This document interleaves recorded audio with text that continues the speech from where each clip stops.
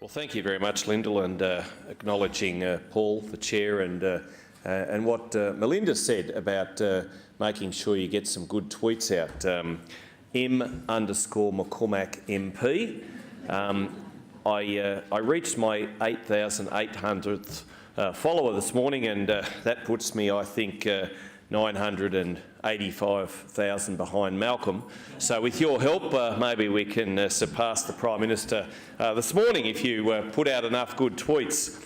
But look, my thanks to the Committee for Economic Development of Australia for this opportunity, this wonderful opportunity to be with you and to share a few thoughts, not only on the state of our nation today, but particularly where we are tracking, where we are heading, where we plan to go, our vision to the 2050s and indeed beyond. I say 2050s because we need to have a long-term vision. Of course, it's 2018 and we need to look at the next decade, and that's why we've got a 10-year pipeline of investment, $75 billion, but that will indeed set us up so that we can look decades down the track. Balancing social and economic priorities as well as the national and local priorities, because at the end of the day all politics is local, is a constant challenge. It is. And it's an even greater challenge in the present global economic situation. We've managed to broker free trade agreements with South Korea, with China, with Japan, with Peru, who we're meeting, the Socceroos are meeting in the World Cup, and hopefully that won't sort of affect the bilaterals, the relationship there. But CEDA's research report, Community Pulse 2018, the economic disconnect being released today, provides a wealth of information, and I commend CEDA's efforts in bringing these valuable insights into the public debate. It's important. The government's 2018 budget carefully reflects our vision for the nation into the 2020s and up until 2050, and as I said before, and beyond. At the centre of this vision is delivering tax relief, and of course last week with the personal income tax measures that we made sure we got through the Parliament, and of course this week we're hoping that the full suite of company tax measures are also similarly passed, making sure that cost of living is affordable, making sure that we continue to put downward pressure on energy costs, making sure that as for our infrastructure spend that we're getting Australians home sooner and safer is significant. On the latter point of government living within its means, and that's important, making sure that we do balance the books as soon as we can, and valuing precious taxpayer dollars, we are making real progress. $41 billion of budget savings have been legislated since the last election. We're no longer borrowing to pay everyday expenditure such as welfare. Net debt is now at 18.6% of GDP and will fall to 3.8% by 2028. We can be absolutely confident that recovery back to 3.8% of GDP will happen under our budget strategy, because we've delivered on our budget forecasts for each and every one of the past 6 years.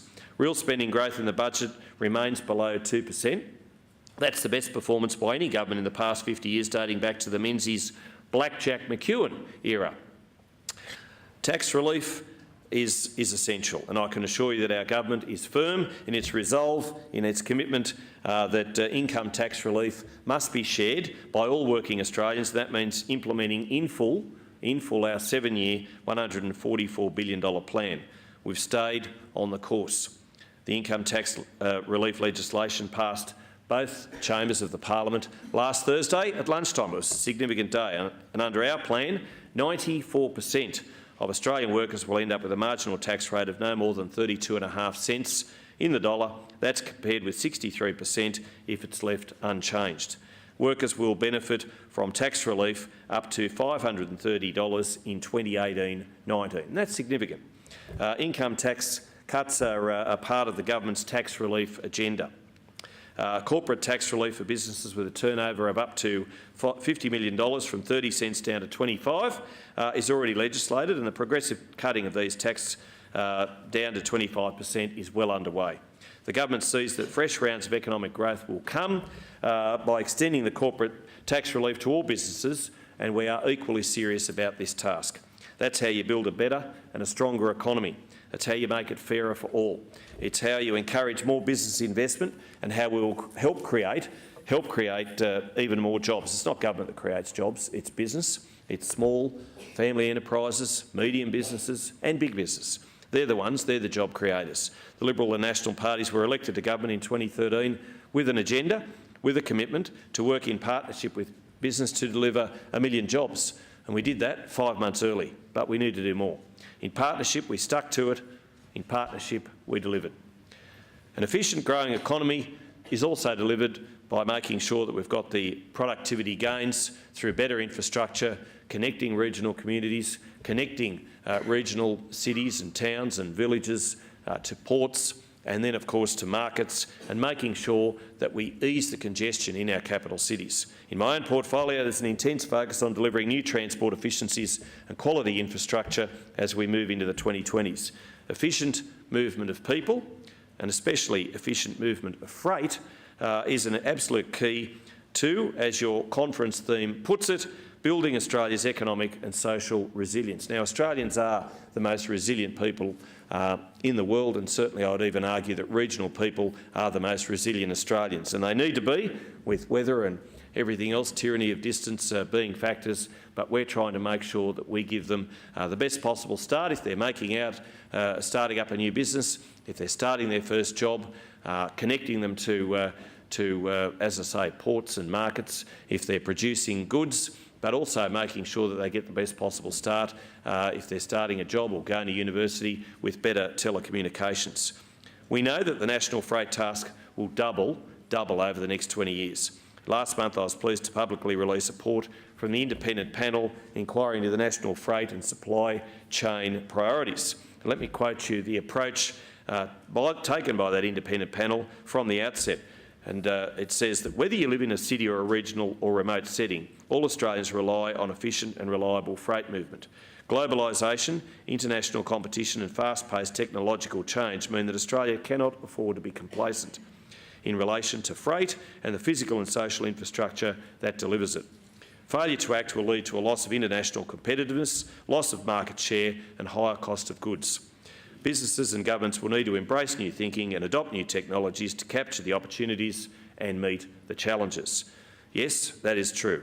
The government sees the challenges, and I say to you today that we are tackling these challenges, but seeing them also as opportunities, and we're taking on this task on head-on. Change we must if Australia is to seize the opportunities that have been made available through globalisation, international competition and fast-paced technological change. Failure to recognise this will lead to a loss of market opportunities and increase the cost of goods, and none of us want to see that. Governments and businesses must embrace new thinking, and the Turnbull government is doing just that. It's no accident that in my portfolio the government has laid down a firm, clear pipeline of investment and a commitment to making sure that the $75 billion that we've put down over the next decade, you probably heard the Treasurer talking about that this morning, is on track, but it is making sure that we get value for taxpayers' dollars. It includes $24.5 billion of new money, new projects in this 2018 budget. This commitment is central to our vision for a strong and growing Australia. We're putting the money on the table. We're saying to business, come on the journey with us. Together we can, and more importantly, we will achieve this vision. We're aiming to build social and economic resilience, the right infrastructure in the right place at the right time, now and over the next 10 years, to make Australians get home sooner and safer, to make it one of the great enablers of taking advantage of the new technology, taking advantage of those new free trade agreements. New export businesses will be enabled by the construction or expansion of duplicated freeways, of the $9.3 billion Melbourne to Brisbane inland rail. Our government understands that to deliver the infrastructure this nation needs, wants and moreover deserves to make sure that its future is assured, has to be done in a fiscally responsible way. And we need a different approach to infrastructure financing and management of risks. The most important innovations for infrastructure relate to policy. By this I mean changes for the better in infrastructure governance, planning, cooperation with states and indeed local governments, project execution and in investment arrangements. Such innovation will allow for the better use of infrastructure, existing or new, that is needed to boost productivity. And I acknowledge there has been a tendency to focus on expenditure and projects, which certainly does need scrutiny, but keeping in mind that what we're working towards is good policy. The problem we're trying to solve in Australia context include catering for growing populations, and any of you who have traversed our capital cities know that we do need to bust congestion, and we're endeavouring to do that. Ensuring the performance of our freight enhances rather than detracts from the productivity of Australian businesses, better connecting our regional centres and moving towards a more sustainable system to fund new infrastructure and to maintain existing assets. We mustn't fall into the trap of thinking that good policy and good politics don't mix. They do. If it's worth fighting for, we'll certainly be in there fighting. Demands for and the delivery of change across Australia's transport network, across road and rail and across our cities and our regions, shows the government is listening and it's acting. Through the 2018-19 budget, the government has not only committed to the $75 billion decade-long pipeline of investment in more transport infrastructure over the next decade, but also identified the priority projects. Industry and the community have long called for the Commonwealth to take a more holistic view on infrastructure. They want long-term certainty, and we know that we are delivering it. This government, from the Prime Minister down, believes very strongly in these principles, and we're acting on them. The $75 billion infrastructure pipeline is already driving new investment, new economic activity, and making sure that it also creates, most importantly, new employment opportunities. We're building on existing record levels of investment, recognising that in order for the Australian economy to continue to grow and be competitive, that infrastructure investment is vital.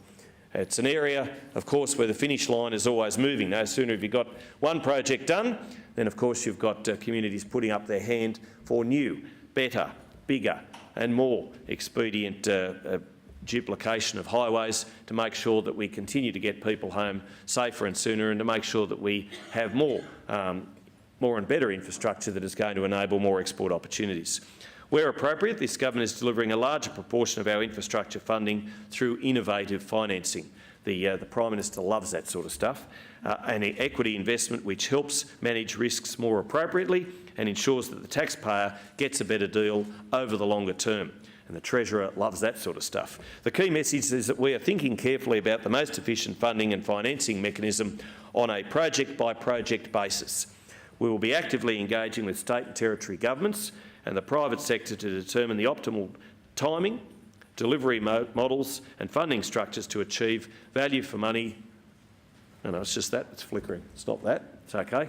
I've got this flickering. Maybe it's telling me I'm almost out of time. But anyway, every taxpayer dollar is precious. Your organisation knows that. You're all taxpayers. You all recognise and appreciate that. No taxpayer dollar should be wantonly wasted, and under the Liberal and Nationals it won't. An example of leadership in Australia driving strong processes for quality infrastructure planning and delivery is the strengthening of Infrastructure Australia in 2015. IA's independent assessment of business cases is central to the government's investment decision-making framework. I'm pleased that we now have a refreshed 2018 Infrastructure Priority List, or IPL, in March. This commits to funding for 10 of the 13 projects now on the list, including through the 2018 budget announcement on the infrastructure investment pipeline. The March update of the IPL included 96 potential initiatives at various stages of maturity. These will be assessed by IA as well as my department as they are further developed to a full business case. Here I acknowledge Mr Philip Davies, Infrastructure Australia's inaugural CEO, for the work that he has done. He's invested his considerable expertise in infrastructure reform, helping to bed down the government's strengthened arrangements for infrastructure decision-making. The government wishes Phil all the very best for his future endeavours following the completion of his term on 31 August. And I warmly welcome the appointment recently of Julianne Alro as IA Chair. Earlier I used the words building the right infrastructure for the right place at the right time. If ever there was a right project for the right time and the right place, it's the Western Sydney Airport. With demand for aviation services in Sydney forecast to increase to 87 million passenger trips by 2035 and then double that again in 2060, Sydney Airport, that's Kingsford Smith, cannot meet this demand alone. Opening in 2026, Western Sydney Airport will help meet this growing demand, as well as providing a major catalyst for job creation, as well as investment in the region. The jobs deficit in Western Sydney is a significant social problem. The daily commute outside the region impacts upon the quality of life and household budgets. The airport will be a major generator of jobs, as well as business growth in the region, supporting more than 11,000 jobs during construction and almost 28,000 full-time jobs within 5 years of opening, delivering real long-term benefits for Western Sydney and beyond. The Inland Rail is the nation-building project, often referred to as the Corridor of Commerce. They started talking about it, I think it was about 1890. I wasn't around at the time, but certainly it's something that we're looking to making sure that it does become truly a corridor of commerce. We're investing $9.3 billion to deliver the Inland Rail through equity financing and grant funding to the Australian Rail Track Corporation, and I recently welcomed Warren Truss, the former Deputy Prime Minister and Infrastructure and Transport Minister, to chair that organisation and to make sure that the project is delivered on time and to help us with stakeholder engagement along the way. Inland Rail will better connect our farms and our mines and our cities and our ports to global markets, global opportunities, as well as obviously Australia's coastal network. Australia's Inland Rail will connect the two major cities, Melbourne and Brisbane, via regional Victoria, New South Wales and Queensland. Delighted that bilateral arrangements have been signed with both New South Wales and Victoria, and in negotiations with Queensland as we speak. The 2018-19 budget contains many commitments to the right infrastructure in the 2020s and forward.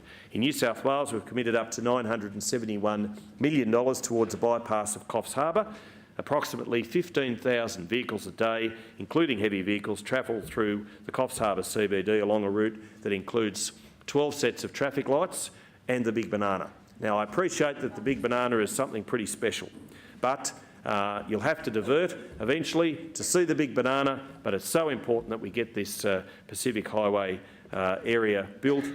We've been talking about the Coffs bypass for years. We're getting on with the job of doing just that. In Victoria, we're investing $5 billion towards the Melbourne Airport rail link. I can't understand why the Prime Minister puts the word rail in that thing. If I were him, I'd just call it the Melbourne Airport link.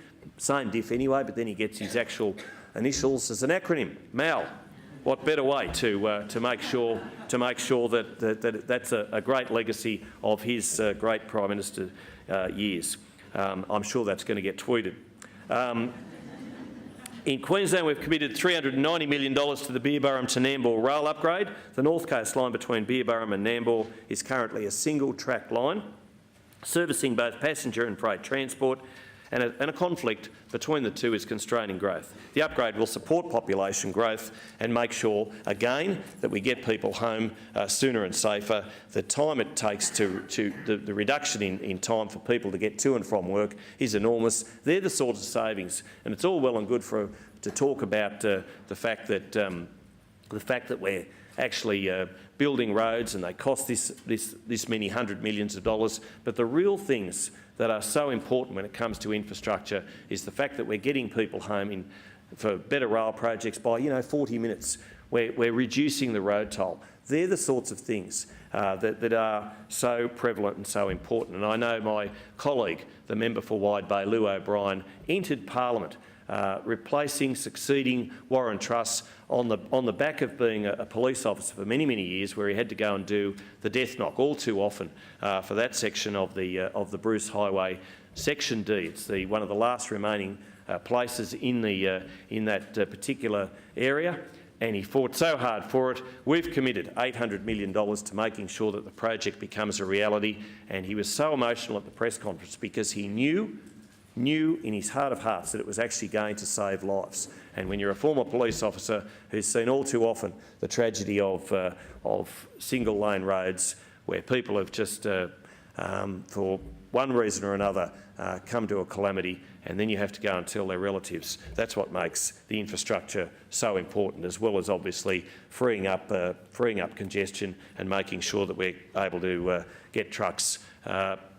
to their places sooner, safer, and our goods to port.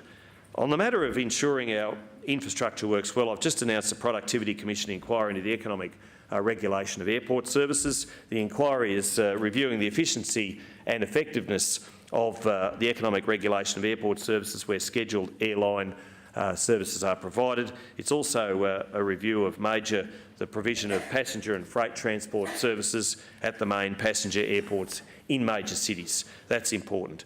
We want to improve the supply chain. We are doing it. We're making sure that we do it in a way where equity financing and the like is part of the strategy. We're getting on with building the infrastructure. I thank your organisation for its interest in what we're doing as a government, what we're doing as far as infrastructure is concerned. And I guess on that note, Lyndall, I'll be happy to take any questions if there are any. Thank you very much.